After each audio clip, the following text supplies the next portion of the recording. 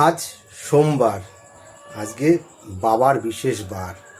হর হর মহাদেব। বন্ধুরা, ছোটবেলার থেকে দেখেছি সব মেয়েরাই শিব ঠাকুরের মতো বর চায়। কেন বলতে পারো?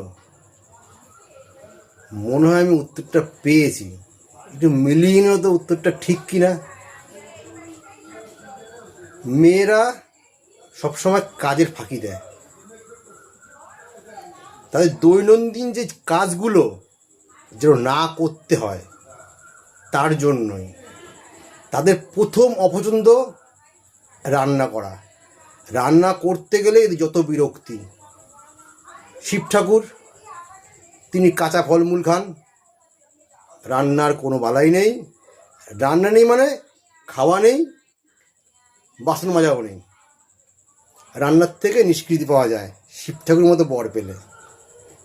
দ্বিতীয়, জামা কাপড় কাচা আরেক বিরক্তিকর কাজ মেয়েদের।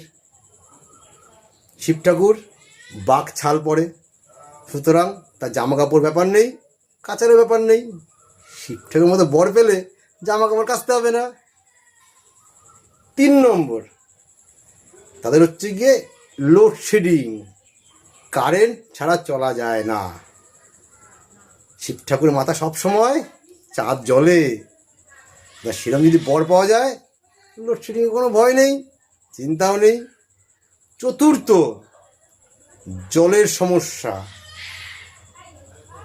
শিব ঠাকুরের মাথায় সবসময় গঙ্গা বসবাস করে, সুতরাং শিব ঠাকুর মতো বর পেলে পরে জলের কোনো সমস্যা হবে না।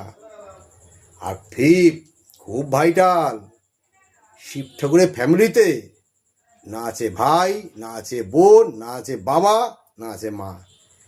তাই সে বাড়িতে শ্বশুর শাশুড়ি দেওর ননদ কারো কোনো সমস্যা নেই। এই জন্য তো শিব ঠাকুরকে এত পছন্দ। কি বন্ধুরা, ঠিক বললাম তো?